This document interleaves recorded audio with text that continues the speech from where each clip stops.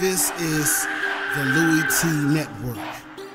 You are now officially in the lab room. It's that time again. It's that time again to go hard in the off season, cause we trying to win. We gon' go so hard, we don't take no days off. Hopefully one day it's all gonna pay off.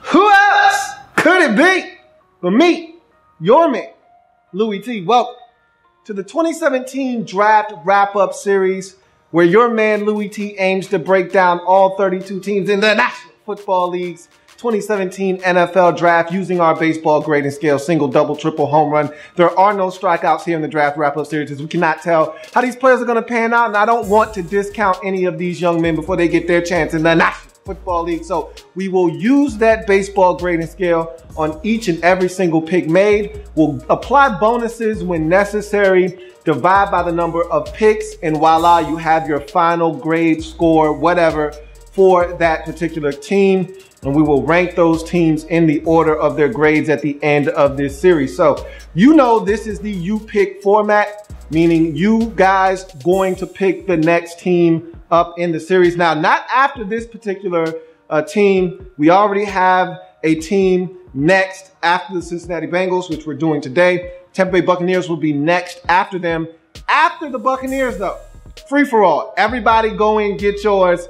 Gotta be the first in the comment section after the video is uploaded, in the comment section, to have the phrase next and the team you'd like to see next. Don't care how you phrase it, as long as those two items are in that comment and you're first, that team will be up next in the series. So without any further ado, let's jump into the Cincinnati Bengals 2017 NFL Draft. And I thought it was a phenomenal draft. Talked about that when I wrapped up my coverage of the 2017 NFL Draft, and talked about all the teams that I thought really knocked it out of the park. Cincinnati was one of them. Indianapolis Colts, New Orleans Saints were just a few to mention. And I was right at first blush. I went in, I did my extra homework. I really put my hands on this draft, and I'm here to tell you, I have not wavered one iota. This is a strong draft, top to bottom. The Cincinnati Bengals, who to me do it as well as anybody in the entire National Football League, really did themselves a huge solid with this draft. They restocked a number of positions that I thought really hurt them last year when they had a number of injuries and they could not overcome them.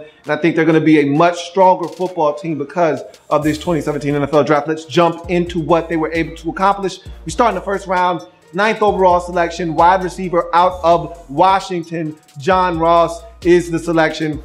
Not going to break him down. I've already done so in the Draft Prospects 101 series. So if you haven't seen his breakdown, want to know a little bit more about John Ross and the football player you're getting in Cincinnati, go check that video out on my channel in the playlist Draft Prospects 101 series. That being said, John Ross is a phenomenal football player. I think he's coming into his own as a receiver. He's starting to learn how to run routes, how to set things up. I think his hands are a little iffy at times, but I do think he can catch the football. But what his biggest strength and trait is of course that blinding speed that we saw at the combine. And if he's healthy, he's going to be a dangerous weapon opposite of it's AJ Green in that Bengals offense. And I think they have done some things to strengthen the run game. Did lose some offensive linemen in the free agency period, but they've had depth that has been sitting there for quite some time. Let's see how they shuffle these guys along the offensive line to make it work. Bottom line is John Ross comes in. If you can run the football, you go play action fake, this guy's going to get open. You don't even have to go play action fake. With AJ Green on one side and the running game doing what they're supposed to be doing, he's going to have plenty of opportunities to get one-on-one coverage against a cornerback that simply cannot keep up with that 4.22 speed we saw at the combine. For this Cincinnati Bengals team, I didn't know if the 9th overall pick warranted a receiver. However, you know my mantra, get your guy when you feel the need to get your guy. And in the first round, 9th overall selection, the Cincinnati Bengals hit it hard. They hit it deep. Out of here. It's a home run for the Cincinnati Bengals in the first round. taking wide receiver John Ross to complement A.J. Green. And they took another receiver in this draft that I think is going to be phenomenal. In addition to the receiver you took last year out of Pitt, that I think is a really solid receiver. Now, all of a sudden, this wide receiving core is starting to look a lot like it did a few years ago when they were one of the best in the entire National Football League. Add John Ross to that mix. I think they're really starting to replenish some of the things they lost in free agency over the last couple of seasons. You go to the second round, 48th overall selection, running back out of Oklahoma, Joe Mixon is the selection. This was a very controversial pick. Whomever took him, it was going to be controversial. It made it that much more controversial that it just happened to be the Cincinnati Bengals, a team that welcomes these types of players with a checkered and troubled past. This is another instance of Marvin Lewis and the Cincinnati Bengals organization going out on a limb, sticking their neck out for a guy that hasn't been clean off the field. And I love the fact that they do that because they seem to get the best out of these football players. And I'm not going to break him down. Again, this is another guy that I broke down in the Draft Prospects 101 series. So if you're looking for that breakdown, go to that series. However, I will say this. He's the first round talent that you get in the second round just off the strength of that alone. This is a big time get for the Cincinnati Bengals. This is a guy that we heard all of the noise being made by Jeremy Hill in the offseason. Whomever they take in the draft at running back is going to be a backup behind me. I beg to differ. Give Joe Mixon just a little bit of time to pick up this offense. He did not play in a pro style offense at Oklahoma, so he's going to have to get the nuances of his steps and where to line up and how to read the defense and how to set up blocks, all of those things. But you give him a little bit of time to acclimate himself to the NFL game, to the pro-style offense, and what Cincinnati is looking for him to do. This man will be starting and getting the share of the workload in Cincinnati at the running back position. But in any event, second round, 48th overall selection, Cincinnati Bengals select Joe Mixon.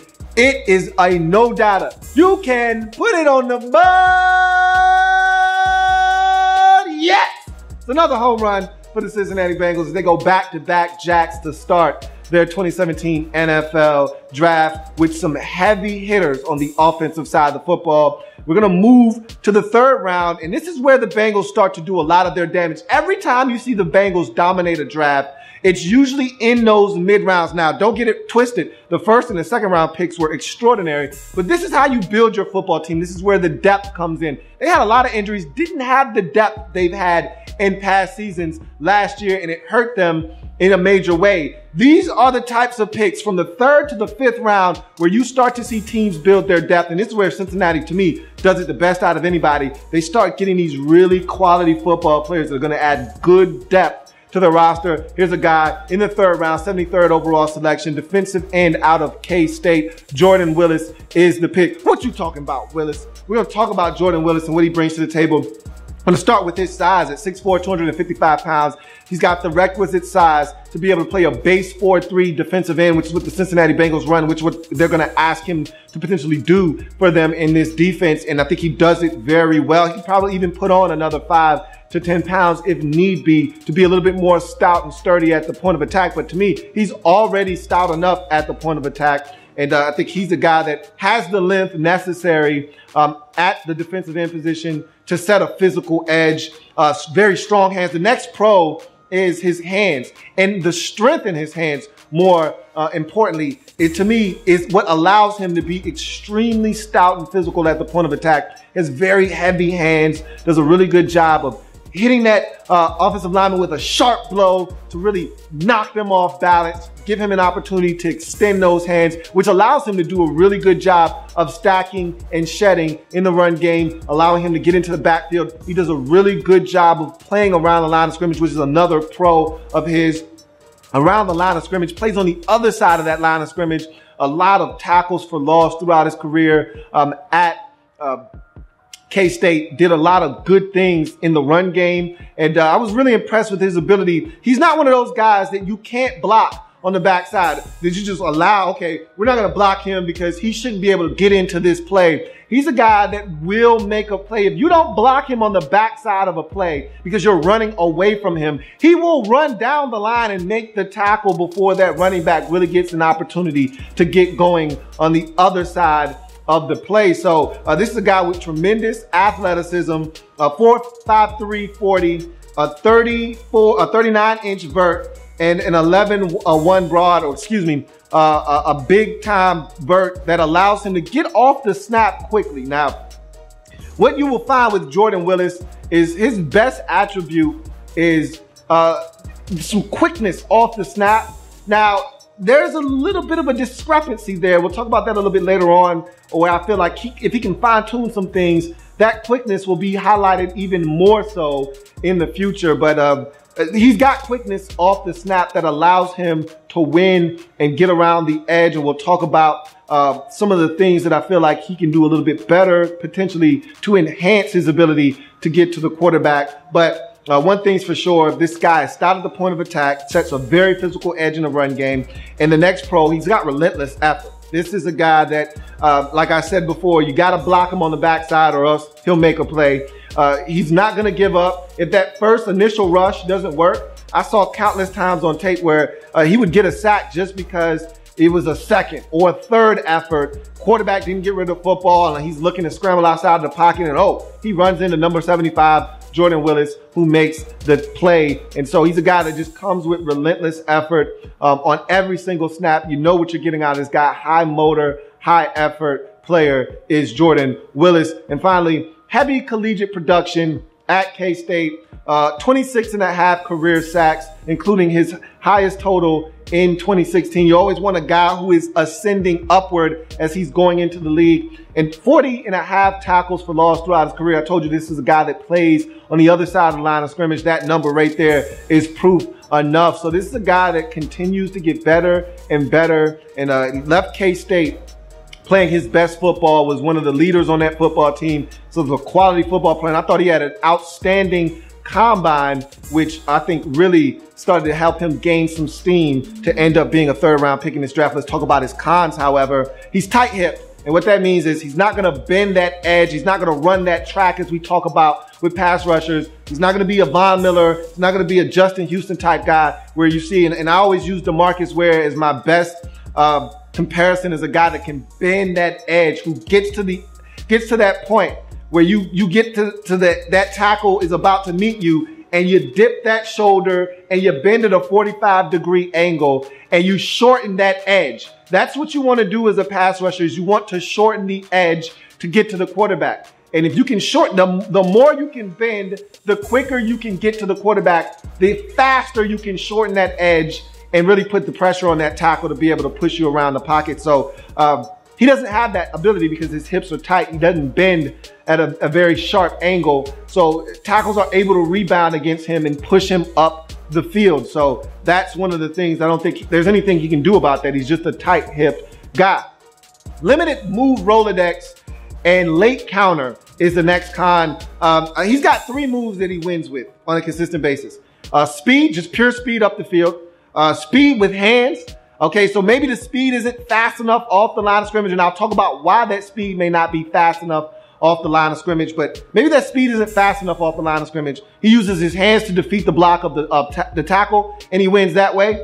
Or he'll just come with a straight bull rush, where he'll take the speed and convert it to power and use that bull rush to just jack the tackle, guard, whomever up, put him on skates and try to get to the quarterback.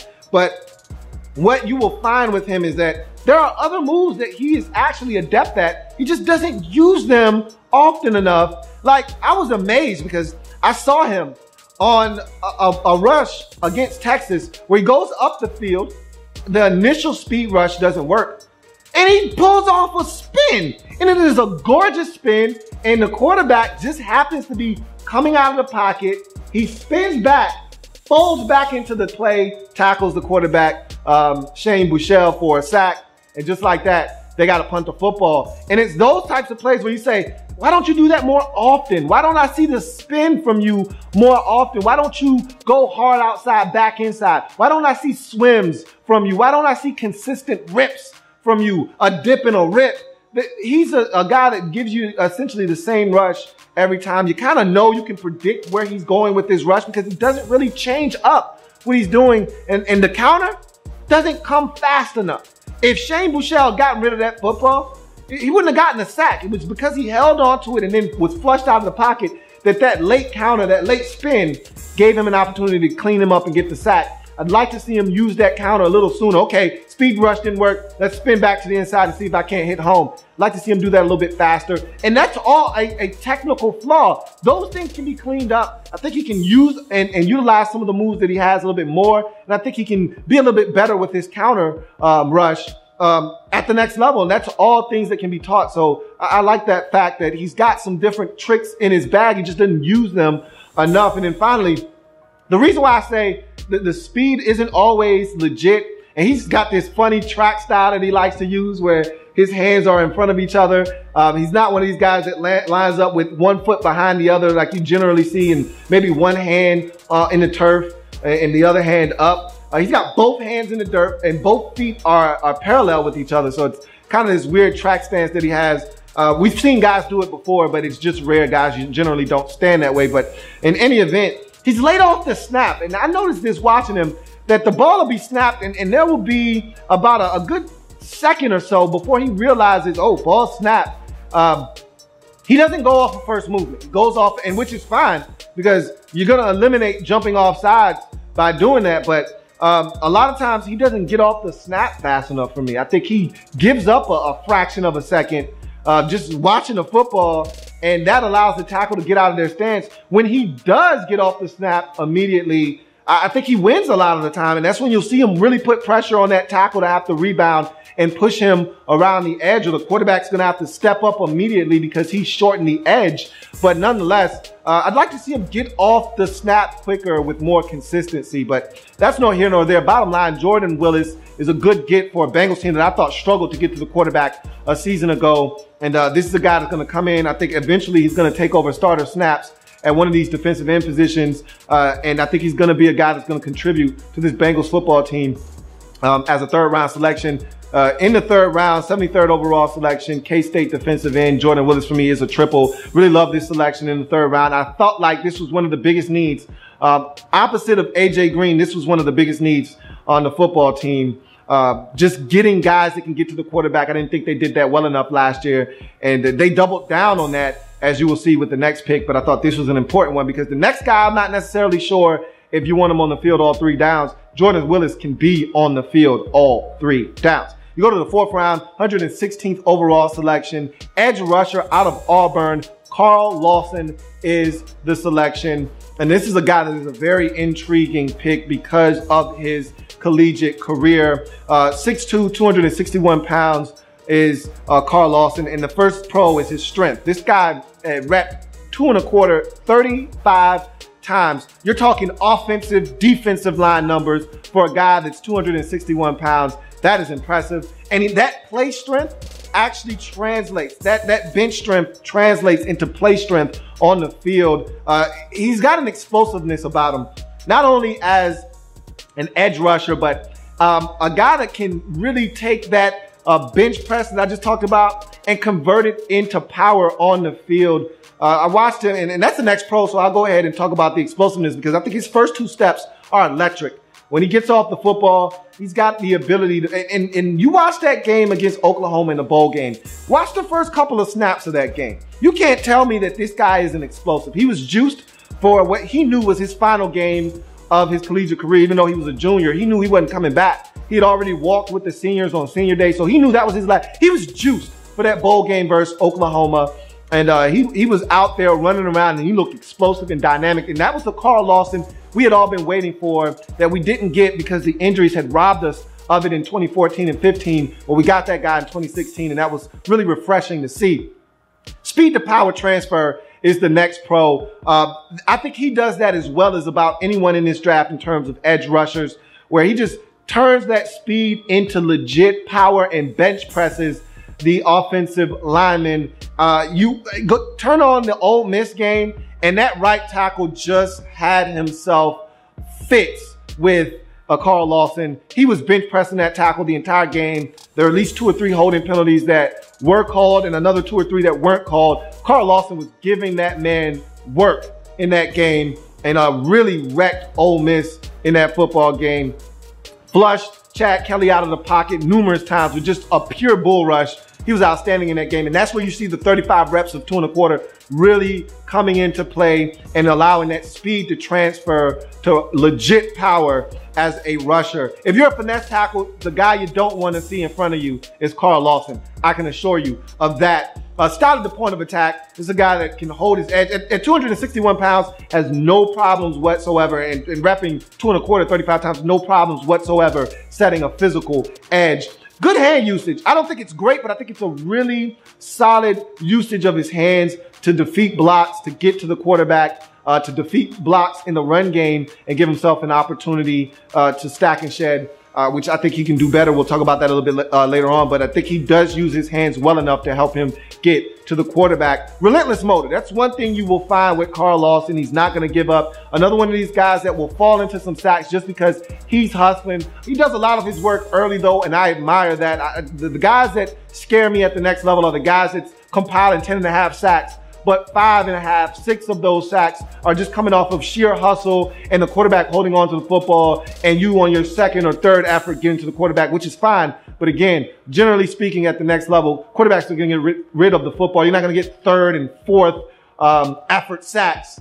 He's a guy that does a lot of his work early. He wins early and gets to the quarterback early, and I love that about Carl Lawson. Also, versatility. To me, he's a guy that can stand up in a 2-point stance and be just as effective, if not more so. I think even more so effective in a 2-point stance than he is in a 3-point stance, but nonetheless can line up there. They even lined him up inside as a linebacker and blitzed him there. They moved him from side to side. You really didn't know where Carl Lawson was going to line up from snap to snap. Love that about him. Love that versatility. You want to be able to take some of your best players and use them as chess piece and move them around to really confuse the defense and have them have to make line adjustments to where this guy is lining up. So you saw that a lot of the time at Auburn.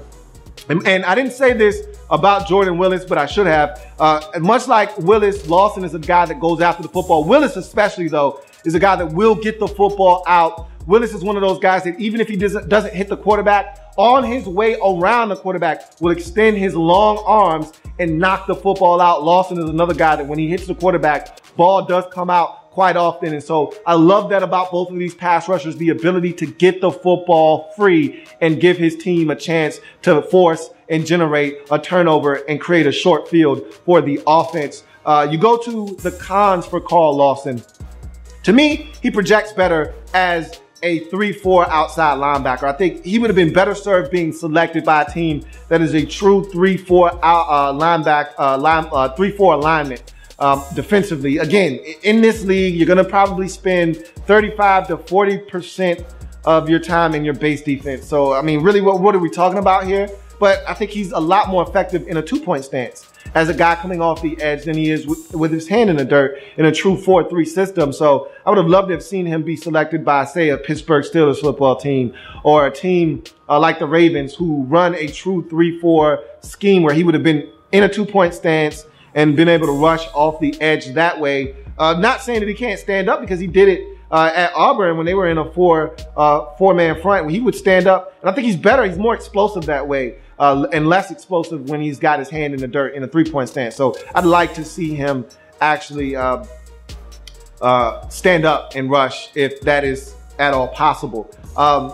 Offsides penalties, just a little bit of a nitpick here, but he's a guy that not only would jump off sides, he's very antsy. He's looking to get any advantage that he can off the snap. But he would also line up offsides, which is inexcusable when all you got to do is look down the line and see where you are. There were a number of times where, and there was one particular game, I can't remember which one it was, this guy was offsides 3 times and 2 times on consecutive plays. And I'm like, bruh, what are you doing, man? You can't be offsides. If you're offsides once, you damn sure better not be offsides on the next snap. And he lined up offsides again, which is just crazy to me. So that's something to watch out for with Carl Lawson. Also, he's got stiff hips, much like your 3rd round selection of Jordan Willis. This is a guy with stiff hips. Not going to bend the edge. He can bend a lot more than Jordan Willis can, but he's not going to bend it like the guys that I mentioned before that are elite pass rushers in this league. He's not capable of doing that, but what he is able to do is be explosive and dynamic. And like I said, like with Jordan Willis, be able to create a shorter edge and a shorter route to the quarterback, but he's not going to be able to run that track, that arc and bend that corner and get to the quarterback. His hips are stiff. And what makes it a little harder for him than Willis, he's got shorter arms. So he doesn't stack his shed as well in the run game as I would like him to. I think a lot of times he's in great position to make a play, and he just can't get off of that block. He can't disengage because his arms are too short to box in close proximity with these tackles who've got their hands locked on him, and he can't get away because they've got their hands on him, and he's locked up and he can't get away. So his stiff hips and short arms, to me, are going to really hurt him as a base 4-3 defensive end, more so than an outside linebacker where you're probably up against a tight end a lot of times and you'll be able to defeat that tight end. Whereas with a tackle, they'll engulf you and you'll probably get stuck on that block. And then the biggest elephant in the room for Lawson is his injury history. Tore his ACL after an impressive freshman campaign in 2013. He tore his ACL in the spring and missed the entire 14 season. He followed that up with a hip injury that cost him 6 games in 2015. And we finally got to see the guy that we thought we were going to see once upon a time in 2016. 9.5 sacks. I thought he was explosive. You saw some of those same traits that we saw and got excited about in 2013. And so this is a guy that I feel like if given time, he can produce for the Cincinnati Bengals team. I like him as just a strict third down specialist where you just bring this guy in certain packages, sub packages, to rush the quarterback. I don't necessarily know if you want to put him on the field on all 3 downs. I don't think there's any doubt that you could do that if you wanted to, but I think this is a guy that right now projects better as just an edge rusher in some passing situations where you know you need to get to the quarterback. You'd be able to put him, Willis, and some of the other guys that you have on your football team all on the field at the same time and try to get to the quarterback. In the 4th round, 116th overall pick for me, Carl Lawson is a triple. Just because I feel like they're going to be able to use him in some creative ways and help him get to the quarterback. And I think that's what his best trait is, getting to the quarterback. And I think he's going to be able to do that for the Cincinnati Bengals and help them in his rookie season. You go to the next 4th round pick, and I talked about the Bengals doing some damage here in the 4th round, in the 3rd round, in these mid rounds. Here's another example of them doing that 4th round, 128th overall selection. Wide receiver out of Tennessee, Josh Malone is the selection.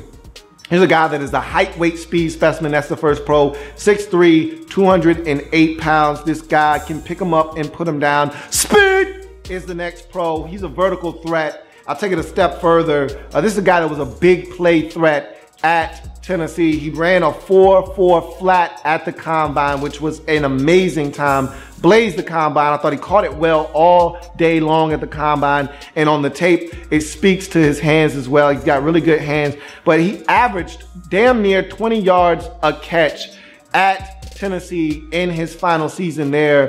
19.6 some odd yards, which is just a ridiculous amount of yards per catch. Almost had 1,000 yards on just a little bit over 50 catches. So that tells you all you need to know. The man is highly corrosive and explosive and dynamic. Whenever Tennessee and Joshua Dobbs were looking to push it down the field, Mr. Malone was the guy that was looking to deliver. And much like the mailman, he always delivered on Saturdays for this Tennessee football team. It was no mistake. It was no coincidence that in the first 4 games of the season, he scored 5 touchdowns. They started the season off 5-0 in his first the first 5 games. He scored 5 touchdowns in the first 5 weeks. The next 3 weeks, he didn't score a touchdown. They lose all 3 of those games. It was no coincidence that with his production with this Tennessee team, he starts scoring touchdowns at the end of the season. They start winning ball games again. So he was a big fixture in this Tennessee offense. And to me, good hands, good route running ability. All of these things come in this package. Really great contact balance is the next pro. He's one of these guys that you see getting hit, but he doesn't go down. You bump him, if you don't wrap him up, you're just going to bump this guy and he's just going to stumble a bit, but he's not going to lose his feet and hit the ground. He's going to keep running. There's a deep ball against Kentucky. Safety comes over the top a little late, but he hits him over the head as he's catching the ball. He stumbles, but he continues to keep his feet, runs in for about a 60-yard touchdown. There's a little short dragger across the middle of the field on a third down where he elevates to go get the football a little bit high, comes down with it. A defender's got a chance to stop him from picking up the first down on about 3rd and 7, and he hits him and he stumbles, keeps his feet, picks up about 13 on 3rd and 7. And so he's got really, really good contact balance. If you ask me, can run through contact, which makes him a yakster. Not going to make you miss necessarily with a juke move, but that straight line speed, once he builds it up, he's a guy that is hard to get down. And like I said, very physical with the football in his hands, really good contact balance, helps him become a yakster after the catch. Last pro for him, he's a WWF effer. Will work for food, okay? He'll block in the run game, he'll get dirty, he'll hold, you know, and we'll talk about why he holds a little bit, but nonetheless, he's not afraid to go get his hands dirty and block and create for others down the field, for Kamara, for Dobbs, who ran it well at Tennessee, for all of those guys who toted the rock. He was a guy that was at the next level, providing blocks down the field. So a lot to like with Josh Malone in the 4th round. Let's talk about his cons, however. He didn't face a ton of press coverage at Tennessee. They did a really good job of keeping him relatively clean, whether it was stack bunch formations or sending him in motion. A lot of times he did not see press coverage, and he only had 10 reps of 2 1/4. So this is not a physically imposing guy, which is another reason why I think sometimes he has to hold in order to stay engaged with a block. I think as the season went along, he realized, I just need to let him go. You know, I've done all I can do. Let him go. What's better? Me blocking for as long as I can before the guy disengages and gets away and picking up 15 yards, or me holding on to him, creating a big play but getting caught and turning what was a 15-yard gain into a 5-yard gain. It's easy math. He started to figure out, just let him go. Did a really good job, and guys were still picking up huge chunks of yardage. Anyway, so thought he did a really good job there, but not a big, physical, strong guy. With only 10 reps of 2 1/4. Didn't run the complete route tree at Tennessee. A lot of hitches, slants, a few post routes, but for the most part, he was looking to get deep. And so, you know, he run a couple of drag routes, but for the most part, you didn't see the dig routes and the speed outs and things of that nature. There were a lot of stops, a lot of comebacks, a lot of hitches, a lot of bubble screens. Like I said, a couple of deep posts, and then the money ball for him was the 9 route down the field where he would just run by guys. So didn't see him run the complete route tree, but that's not that big of an issue, but I thought it was worth noting. And then finally, what to me isn't that much of an indictment, but more of something you should get excited about. 1 year of production of Tennessee that really mattered. 1 year of true production. His final year, his junior year at Tennessee in 2016, bested the first 2 years of his career. More yards. There was 8 more catches in this past season than the prior 2 combined. And there were, 4 more catches in 2016 than the past 2 seasons combined. And 8 more touchdowns. Okay, so this is a guy that did everything at a higher clip for the most part in his final year at Tennessee. He's ascending. He's coming into his own. And there's a reason why a lot of people think he's going to be better than some guys who went higher in the draft, like a Justin Hunter or a Cordero Patterson. They think Josh Malone has a chance to be better than all of those guys who really didn't reach their full potential at the next level. People feel like Josh Malone has a legit shot at reaching his full potential in the National Football League. And I look at the team that he's on and with the other weapons around him, I think this guy has a true chance to come in and be a huge difference maker for the Cincinnati Bengals in the 4th round, 128th overall selection. Wide receiver out of Tennessee, Josh Malone for me is a triple. I just love the system and the football team that he's coming into. I love the fact that this guy's going to come in to a situation where he's going to be most likely the 4th option right off the bat. And I think has a chance to ascend to the 3rd option before it's all said and done, because I think he's going to surpass Tyler Boyd in importance in this offense when it's all said and done. But with AJ Green and now John Ross as your 1-2 combination, I think that Malone, with the same type of speed that Green and not necessarily that Ross possesses, but a 4.4 flat guy, he can run. I think this offense is just becoming that much more dynamic, and a guy like Boyd, who doesn't possess that type of speed, will fall a little bit back in terms of the pecking order, but nonetheless, he's another option you can get the football to as well. So really like what you did here in the fourth round with Malone, but we're not done in the fourth round. We go to your third fourth round selection, 138th overall pick, defensive lineman out of Michigan, Ryan Glasgow is the pick. This is a guy that is 6'3", 302 pounds. So we start right there. First pro size, big girth, burly guy in the middle, clogging up the field, and the Cincinnati Bengals struggled to stop the run consistently last season, so they could use a big space-eating defensive tackle like Glasgow in the middle of their defense. Tenacity and aggressive mindset is the next pro. To me, he's got a workman-like demeanor, a guy that just doesn't take any plays off. If he's on the field, he's giving you everything he's got on every single snap. Love that. Watching him on tape was fun just because I knew he was going to kick somebody's ass on every snap. He may not win on every single snap, but you're going to work on that rep. You're going to work because Ryan Glasgow isn't giving you a play off. Okay, some guys will lean on you when they get a little. He's not leaning on anybody. He's giving you 16 different moves now. He may not go anywhere. He might swim, dip, rip, and spin and still not go nowhere, but you're going to work on that goddamn rep. And that's Ryan Glasgow on every single snap. Love it. Want more of it. Started the point of attack, even against double teams. I feel like this guy is not giving an inch. He's not relenting. He's not giving anybody anything. If you're going to blow this man out of the hole, you're going to have to work for this. And I saw double teams that didn't even move this guy at times. One-on-one, this guy was as stout as it gets. Just a brick wall for a Michigan defense that was uber aggressive and just dripping and oozing with NFL talent.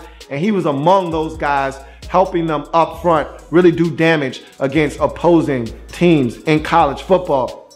He can collapse the pocket. I saw this guy bull rush and move guards and centers 3 and 4 yards back at a time, dump trucking guys. I actually saw him do some creative things athletically. He's not the greatest athlete. We'll talk about that a little bit later on, but this is a guy that I'm like, don't sleep on him as a pass rusher, even though he's not a great pass rusher. He can collapse the pocket, however, which I think is probably going to be his biggest attribute at the next level. And then finally, he's got bloodlines. His brother was drafted into the league a season ago by the Detroit Lions, ended up starting at guard for them. His younger brother, he's the middle one, is also at Michigan. All 3 of them went to Michigan and were at Michigan at the same time. Younger brother is a safety at Michigan. So there are bloodlines flowing through the body of Ryan Glasgow. And this is a guy that I think is going to be a very solid NFL prospect moving forward. Let's go to his cons, however. He's a limited athlete and to me has limited pass rushing ability. But look, I will say this. I think this is a guy that can get it done as a pass rusher in certain situations. No, he's not going to win for you on a consistent basis, but every now and again, he will surprise your ass with a spin move, or he'll surprise your ass with a quick rip or a quick swim off the snap where you go, whoa, where did that come from? He had 4 sacks last year, and these weren't necessarily manufactured sacks where the pocket just collapses and he falls into a sack, or the edge pressure gets there and the quarterback's stumbling and he's the last one to contact, so he gets a sack. He was doing work on the interior. So even though he's limited as a pass rusher, not the quickest athlete, doesn't possess the longest arms, this is a guy that I think can battle and potentially get you some pressures on the quarterback, but he is limited in that capacity as an athlete. And finally, he tore his pec muscle at the end of the 2015 season, cost him the final 4 games of the season. Didn't have any issues with that in 2016, played in every single contest. However, it's always something worth mentioning because when you tear a pec, it's always a little bit more susceptible to tear it again. So hopefully he's done with that, doesn't tear it again, but it's something worth noting. It's on the Carfax. So Ryan Glasgow, for me, a solid football player, going to come in and really give you some girth up the middle of your defense. To me, in the 4th round, 138th pick out of Michigan, Ryan Glasgow for me is a double. Really solid guy, going to come in and if nothing else, going to help you stop the run a lot better than you did in 2016. You go to your next pick, 5th round, 153rd pick overall. Place kicker out of Memphis, Jake Elliott is the pick. Look, we scoff, we laugh, we point our fingers at teams who take kickers in early rounds. I have no problems with you taking a kicker in the 5th round or later. And for a team that struggled at the kicking position last year, this was a necessity. And when you see a team make a pick like this in the 5th round, you know they struggled with it a year ago, because normally you can get a kicker in the 6th or the 7th round or get him as a priority free agent after the draft is over. When you see a team divulge a pick and go out of their way to make a selection in the 5th round, you know they struggled with the kicking game a season ago. I think of a number of games last year where this team struggled in the kicking game. I was never a Nugent fan. I always told you Mike Nugent was a problem for me. I never liked Mike Nugent. And this goes back to the days where he missed the field goal in overtime against Carolina that helped you have an overtime tie there. I've never been a fan of Mike Nugent. You finally said, okay, we're off the Nugent train. Then you go get the worst kicker in NFL history to me, in Bullock, which I don't understand why Randy Bullock continues to get work. He's terrible. And I remember him missing the kick on, I want to say it was a Saturday, maybe a Sunday night. I don't remember, against the Texans in a game where the Texans clinched their division. Just the kicking game was abysmal last year. It hurt you much more than it helped. You needed to address it, and Jake Elliott's going to help you. I don't really have a thorough breakdown of it. I can tell you a few things about him. Never missed a kick under 40 yards, which that should be music to your ears, because the Bengals have missed a ton of kicks with Nugent over the years under 40 yards. And with the extra point being 33 yards, you want a guy that is pretty much automatic from that distance. Didn't have but one blocked kick in his career at college, so the trajectory on his kicks are good. You should feel good about that. Also, 3 of 6 on onside kicks in his career, the last 3 of which were all converted and recovered by the kicking team. So he's on a hot streak on onside kicks. More importantly, late in the game, you feel comfortable knowing that this guy can execute it. It's all about you guys going out and recovering it. So that's a good caveat. Never gave up a kickoff return for a touchdown in his career. Was really solid from over 50 yards in distance. Did struggle though in his sophomore season. All right. Where he had a really, really rough go of it. Was his worst season by far. But the one thing that I continued to hear about him is that he's one of these guys that wipes it from his memory bank. He may have missed a kick earlier in the game, not going to affect him later in the game, which I think to me is a big attribute for a kicker. You have to have selective memory, because much like a corner, you're going to get beat. You're going to miss a kick every now and again. Even the great kickers miss every now and again. Not often. You know, Justin Tucker doesn't miss very often. All right, Dan Bailey for the Cowboys doesn't miss very often, but when they do, it doesn't affect them on the next kick. So this is a guy that I think can come in and help you. You need it desperately. He's going to come in and compete to be the kicker for the Cincinnati Bengals. And I think by this draft pick, they have identified the kicker of the future in Cincinnati. For me, it's a double here. You needed it. You went out and got it. I don't have a problem with it. You have another 5th round pick, however, 176th overall. Offensive lineman out of Utah, J.J. Dillman is the selection. 6'5", 309 pounds is the first pro, his size. But he also offers you some athleticism, so I'm going to go ahead and lump that in with his size. I think he moves very well for a big guy at 6'5", 309. Generates movement in the run game as the next pro. In the run game, I think is where he is his best. A guy that will generate movement, will take the line of scrimmage, erase it, and move it up 2-3 yards. There's a reason why Joe Williams went off at the end of the year last year, even though a guy like Dillman wasn't on the field. He was actually injured. But those offensive linemen at Utah, they generate movement in the run game. And Dillman, to me, is one of the best at doing so. Whether he's at tackle or at center, it's a guy that can definitely create movement in the run game. Solid on double teams with the ability to get to the second level. I think he does a really good job of getting to that double team and then getting off that double team, getting to that second level defender, getting to that linebacker and creating a rushing lane for the running back. Does a really good job of doing that. Like I said, he moves very well for a guy his size. He can make the reach block. I was impressed watching him against BYU, and his job was to cut off that defensive tackle and seal, turn him, all right? And a lot of guys can't get to that. That defender gets across their face. Now again, maybe a more athletic defensive tackle. He wasn't seeing Fletcher Cox's in the Pac-12 necessarily, but I tell you what, he did a really good job of not only getting to that reach block, but actually being able to turn his entire hip, turn that ass outside and seal it off. And you don't see that a lot especially from centers. But again, this guy isn't your ordinary center. He's a guy that has some really good movement skills. And then the versatility is also ever present with this guy. Started the first 2 years of his career at Utah at tackle and was a damn good one. They needed him at center, so he kicked inside the center, so he got some snaps there. So a little bit of versatility. I think he could even play guard if you needed him to, being that he could play center. I think he could also kick him over to guard if you wanted to work him there, because you lost Kevin Zeitler last year. I think J.J. Dillman could step in and play guard potentially if you work with him over time. So not saying maybe year one, but over time he might even develop into a really solid guard for you. I think he's got that kind of potential. And then he's got bloodlines. His cousin Chris Dillman, if you remember from the San Diego Chargers, played in the league. That was his cousin, so you got bloodlines there. So this is a guy that you feel like, okay, got it in his DNA, can come in and have a very solid NFL career. You go from his pros to his cons. Lacks length in his arms, 32-inch arms. Is probably the reason Utah said, hey, let's go ahead and get you inside, get you some reps at center, give you a better chance of putting some tape on display for these scouts that'll give you a chance to really make an impact and get drafted in the league, because you're probably not going to make it as a tackle with 32-inch arms. And so he kicked inside the center, played well up until the injury. We'll talk about that here in a second. Also, lacks great balance. What do I mean by that? Translation, stay off the goddamn ground. If you've watched me in the past, you know that's one of my pet peeves with offensive linemen. If you don't need to be, don't find yourself on the ground. Stay off the goddamn ground. If you're not cutting somebody, if you're not pancaking somebody, a little extra syrup on top, stay off the goddamn ground. He's on the ground way too much. If he misses a block, he's on the goddamn ground.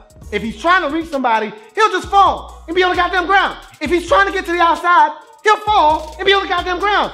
Why are you on the ground all the goddamn time? Stay off the ground. Doesn't have great balance, if you ask me. And finally, lower leg injury in 2016 cost him the final 8 games of his final season at Utah. Don't know the extent of the injury, but it was a severe one, obviously, to see him miss the final 8 games of the season. But nonetheless, this is a guy that comes in, offers you some value with some positional flexibility. And I don't know if necessarily tackle is going to be somewhere that he can help you at, but maybe in a pinch as an emergency tackle. If this is one of the 7 offensive linemen you decide to dress on game day, he's a guy that, because he can play tackle, center, and potentially guard, you want this guy on your roster on game day, just because you know if we have an injury anywhere on the offensive line, this guy can help fill in a pinch. So in the 5th round, 176 pick, offensive lineman out of Utah, J.J. Dillman for me is another double for the Cincinnati Bengals in a very impressive draft. As we head to the 6th round, 2 more selections here for the Bengals. 193rd pick overall, outside linebacker out of Oklahoma, Jordan Evans is the pick. Really good size and length is where we start here. 6'2", 233 pounds. Really long defender. You will see that when you put on the tape with him. Athleticism, 4'5", 40, 38-inch vertical. And you see it on tape because this guy is deflecting passes and really being a nuisance in the pass game with his athleticism. Can run sideline to sideline. Tremendous range is the next pro, so that kind of covers that ground and bases there. He can really get to anywhere on the field quickly with that 4.5 speed. When this guy is not engaged, when he's not touched, he's a menace on the football field. He's everywhere. It's when he's blocked, he becomes ineffective. We'll talk about that a little bit later on. Effective blitzer. I think he does a really good job of coming on delayed blitzes where he's kind of like coming under control. Like, I'm not going to come out of control and allow you to Tony Romo spin me and get away, or out leverage me and get outside of me and create more time to throw the football for guys to get open down the field.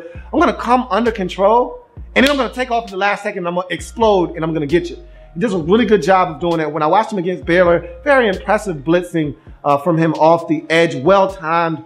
Really liked how he came under control.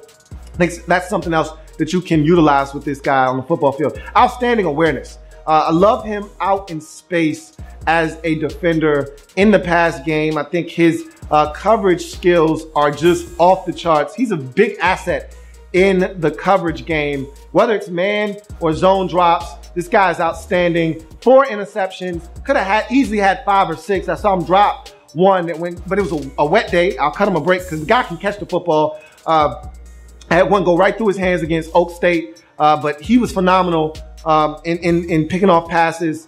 Watched him against Baylor, picked 2 of them off. This is a guy that gets his hands on footballs. Like I said, tremendous awareness. Okay, I know I'm not going to get to the quarterback, but I see him eyeballing this route to the outside. I'm going to get my hands up. And I saw him deflect at least 3 or 4 footballs on tape. So he's just tremendous out in space. Love him as a coverage linebacker. Great ball skills. I talked about the 4 interceptions. 2 of them went to the crib. Another one went down to the 1-yard line. So this guy, once he gets the football in his hands, he's not just satisfied with picking it off. He's looking to take it the other way for 6. So he's outstanding with the ball in his hands. And he's got bloodlines. His dad had a cup of tea in the league 1 year in the NFL, was a big-time player at OU. So he's got the bloodlines in him as well. So there's a lot to like here with Jordan Evans. For the Bengals defense that I think lacks athleticism at the linebacker position, this is the guy that's going to upgrade that for you immediately. As we go to his cons, ineffective when blocked. Okay, once he is contacted by an offensive lineman, he's done. He can't disengage. There's no power there. He's not going to stack and shed. Once he's blocked, he is done, which is why I think you have to carve out a niche for him. To me, he's a weak side linebacker all day long. Put him over the tight end. Don't ask him to do anything in the run game necessarily, but eat up a blocker because he's not disengaging. He's not going to be extra physical. As a matter of fact, lacks play strength. That's the next con. To me, he's not physical enough. Not only when he engages a blocker, but even when he's going to make a tackle. I saw too many times where guys were able to just run him over for an additional, even though he got him on the ground, an additional 2 or 3 yards. Even quarterbacks were lowering their shoulder and picking up an extra yard or 2 on Jordan Evans. So I just don't think he's a strong guy in terms of play strength. And then finally, he can be caught out of position. He's a guy that sometimes he'll be nosy. His eyes will take him away from the play, out of a gap that he needs to fill, and all of a sudden the ball's coming right where he should have been, right where he vacated, and he just ran to the wrong spot. He guessed, and he guessed wrong. If you got a misdirection play where the fullback is darting out one way and the running back's going the other way, he'll go with that fullback because he can be caught out of position at times. But nonetheless, this is the quintessential chase and run linebacker, out of space, phenomenal in coverage. If nothing else, you can put this guy in the game in nickel packages on 3rd down and say, hey, I need you to run with the tight end. I need you to run out in space and cover. I need you to drop into a zone and be aware. He can do that for you. And in the 6th round, 193rd pick overall, Oklahoma linebacker, Jordan Evans for me is a double. I love that he has a specific trait that he brings to the table that can be utilized by the Cincinnati Bengals defense. Paul Gunther and company going to be able to use him, I think, in some sets where he can come in and help you as a blitzer or as a guy that drops into coverage. Finally, you go to your final 6th round pick, 207th overall, running back out of Houston, cornerback out of Houston, kick returner out of Houston, safety out of Houston, you name it, he did it. Brandon Wilson is the selection. This is a guy that, it was just fun to evaluate him just because you didn't know what you were going to get. You didn't know if he was going to be at safety. You didn't know if he was going to be at corner, out wide, in the slot, at safety, running the ball as a running back, catching it out of the backfield, or returning kickoffs. He was so dynamic. They used him in so many different ways. It was fun evaluating. It was a tough eval just because you didn't know what you were getting from game to game, and you had to really specifically target games to know what you were looking for. But nonetheless, I watched a few games of him doing different things, and the athleticism is off the charts. Let's start there. That's the first pro. 4.36 40, which is blazing fast. 41-inch vertical, which lends itself to that 4.36 40. And 11.1 broad, which lends itself to that vertical and that 4.36 40. The athleticism, you see it on the field. But not only is he athletic, he's strong. 24 reps of 2 1/4. You're talking in that linebacker, defensive lineman range for a running back, okay? 24 reps, that's a musclehead status. And you see that translate to the field, especially on kickoffs, where he's running into a pile of guys, bouncing off of them, and then running for touchdowns or making big gains on kickoffs. Very strong with the ball in his hands. Explosion is the next pro. 4.36. I don't have to explain to you why this guy is explosive. You see it on the field, whether he's picking off a pass and taking it to the house, or he's running a kickoff back. Remember, he had the big kick six in the first game of the season versus Oklahoma in the upset win over the Sooners. He had that 109-yard kick six where you see the explosion. He's dynamic with the ball in his hands. Does so many good things. Lends me to the final pro, versatility. I told you this at the top of his breakdown, but running back, safety, cornerback out wide, cornerback in the slot, and kickoff return man. Does a lot of different things. I don't know exactly what plan the Cincinnati Bengals have for him. They may have drafted him as a running back. They may have drafted him as a corner. I think they drafted him as a corner. We're going to see. But this is one of those guys that you expected the New England Patriots to draft. He's that type of player, and I beg you, don't allow him to go to the Patriots. This is the type of player that the Patriots will trade for or sign quietly in free agency. In 4 or 5 years down the line, we'll hear Brandon Wilson making plays at numerous positions for the New England Patriots. He's that kind of player. Let's get to his cons, though. No definitive position. And I mean, you could have guessed that easily. I think he's much better. And let's get to the final con. He's raw as a defensive back, which is what I think the Bengals drafted him to be. Now, they could have also drafted him to be a running back. I think he's more naturally suited to be a running back and return man at the next level. That's just me. Off of watching the tape, I watched him at safety. I watched him at corner, both inside and out. I watched him at running back and at kickoff. Okay, and I'll give you an example of why he's raw as a defensive back. In about a 4-play span, I watched this guy get beat deep because he was flat-footed, and he's 4'3", 6" guy, so we know he has the speed to run with anybody. He's flat-footed, allows the receiver to get behind him, panics, doesn't look for the football, face guards, picks up a PI. 2 plays later, though, on 3rd down and 7, on a dragger across the field, he explodes out of his stance, runs with the dragger, quarterback tries to fit it in there, he deflects the football without using the offhand to turn, beautifully done, knocks the football away, they got a punt. That's why he's raw, because on one hand, he doesn't look back for the football, gets beat by a guy that's not as fast as him. On the next time he's out there running around, he makes a gorgeous play on the football. He's raw as a defensive back, but as a running back, he has vision, he has the ability to make you miss, he can run you over, and then he has the speed to hit the home run. I feel like he's better suited to be a running back, but I don't know what they're gonna do with him. Either way, the guy is a Swiss Army knife. I call him Swiss Wilson, okay? And I think if you're gonna draft a guy like this, you gotta have a plan in mind. But even if that plan fails, you've got 5 other options to use this guy at so many different other positions. I think Swiss Wilson is a guy that, for my money, is a fun pick and a guy that I'm anxious to see what the Cincinnati Bengals are going to do with him in the 6th round, 207th pick overall. Brandon Wilson out of Houston, to me, is a double. And we round out the Bengals draft in the 7th round, 251st pick overall. Buffalo tight end Mason Schreck is the pick. And this is a guy with some good size, 6'5", 258 pounds, good hands, great hands actually. I didn't see him drop anything. And he was the go-to receiver at Buffalo, which tells you a lot. And so he catches it in traffic. I saw him on a 3rd and 9. I watched him against Ohio, 3rd and 9, catch it in traffic, fall backwards on a 3rd and 9 and pick up 11.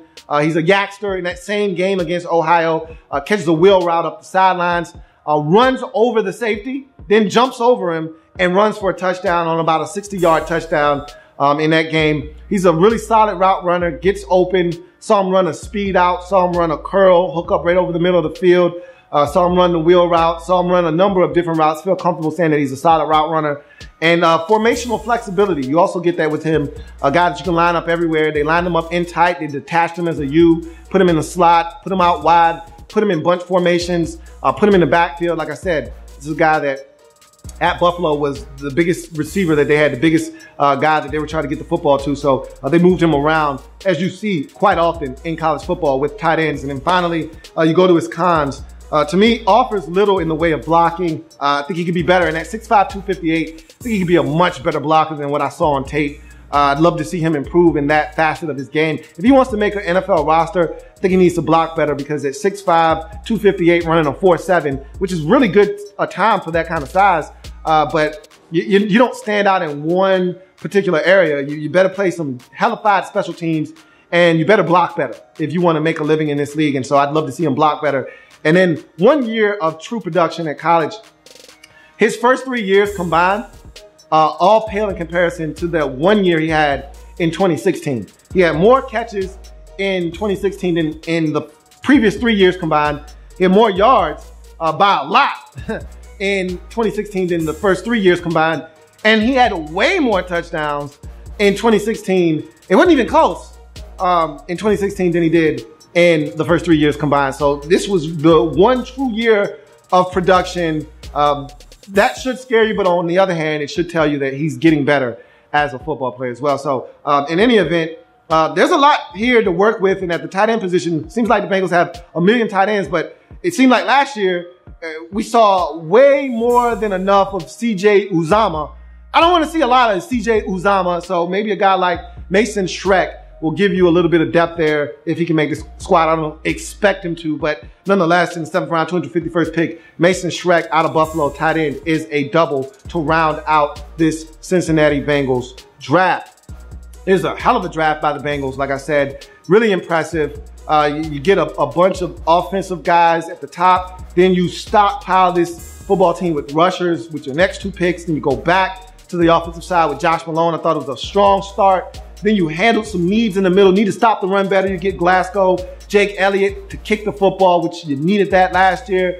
And then you get J.J. Dillman to help on the offensive line. You lost 2 big-time players in Whitworth and also lost your guard in free agency. So you just needed to replenish that. So you take a guy there. So there's some really fun picks here. Wilson, Evans later in the draft. Really love what the Bengals did as a whole.